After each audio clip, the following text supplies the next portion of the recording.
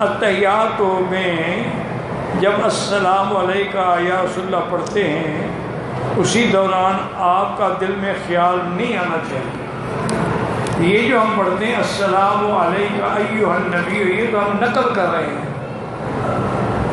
جب حضور معراج میں گئے اور آپ نے التحیات للہ والصلوات والطیبات تو اللہ نے فرمایا السلام علیکہ ایھا النبی ورحمۃ اللہ وبرکاتہ، تو ہم اسی معراج والے پاک کلام کی نقل کر رہے ہیں۔ یہ نہیں کہ ہم تصور کریں گے حضور موجود ہیں یا حضور حاضر ناظر ہیں یا کیونکہ کافی خطاب ہے تو حضور سن رہے ہیں، تو نہیں۔ دیکھو نا جب آپ قرآن پڑھتے ہو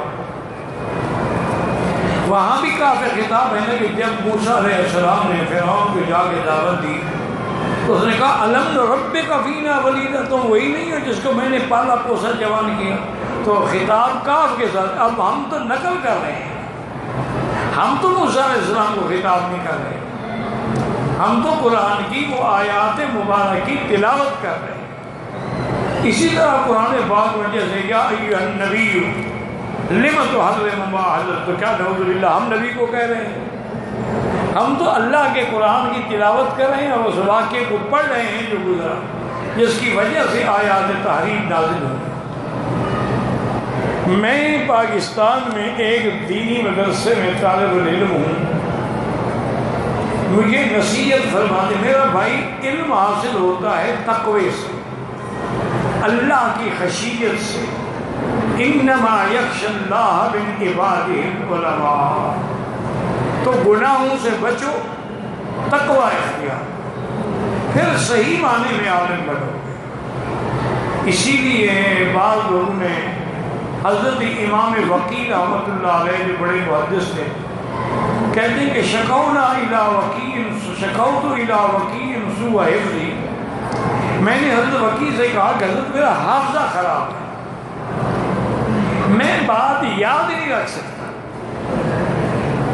فاوصانی الی ترک المعاصی، انہوں نے فرمایا گناہ چھوڑ دو حافظہ ٹھیک ہو جائے۔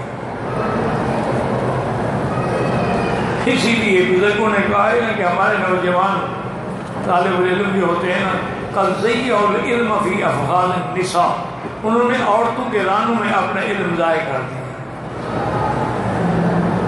چونکہ کثرت سے نتیجہ یہی نکلے گا کہ حافظہ ختم ہو جائے گا، نسیان شروع ہو جائے گا، دماغ کام نہیں کرے گا۔ بزرگوں سے بیعت ہونا چاہیے، ہاں ہونا چاہیے، لیکن شرط یہی ہے کہ وہ بزرگ خود پہلے متبع سنت ہو۔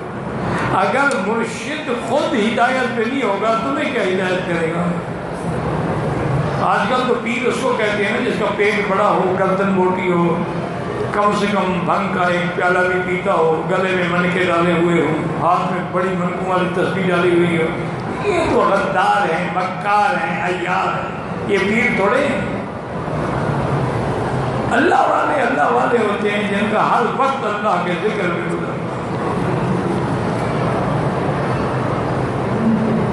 قرضہ اتارنے کے لیے اللہ کے قرآن کا وظیفہ ہے کہ سب سے زیادہ استغفار پڑھو، استغفر اللہ الذی لا الہ الا هو الحی القیوم واتوب الیہ، گناہ چھوڑ دو، تقوی اختیار کرو، اللہ سے ڈرو، من یتق اللہ یجعل لہ مخرجا، اللہ اس کے نکلنے کا راستہ، ویرزقہ من حیث لا یحتسب، اور رزق وہاں سے اللہ دیں گے جہاں سے تمہیں گمان بھی نہیں ہوگا۔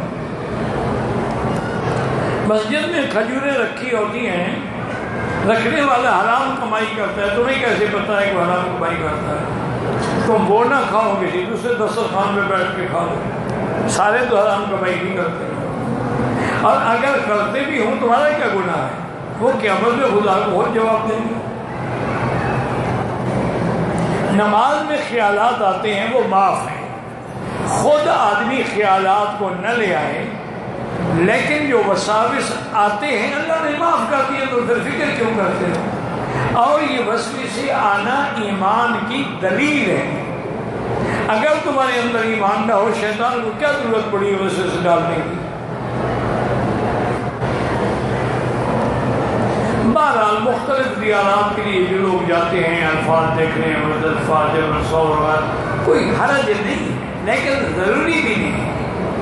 اتنی دیر کعبے میں بیٹھو، کعبے کو دیکھو، قرآن پڑھو، تلاوت کرو، طواف کرو۔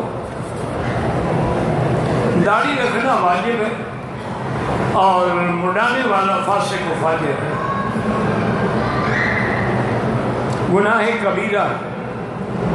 ایک دفعہ صغیرہ ہے نا، لا صغیرۃ مع الاسرار، جب بار بار منڈاؤ گے تو کبیرہ ہو جائے، اور اس کبیرے پہ مصر رہو گے تو فاسق کے ساتھ فاجر بھی کہلاؤ گے۔ داڑھی منڈانے والے کو امام نہ بنائے۔ حجر اسود کے سامنے دونوں ہاتھوں سے اشارہ کریں یا ایک سے، دونوں جائز ہیں۔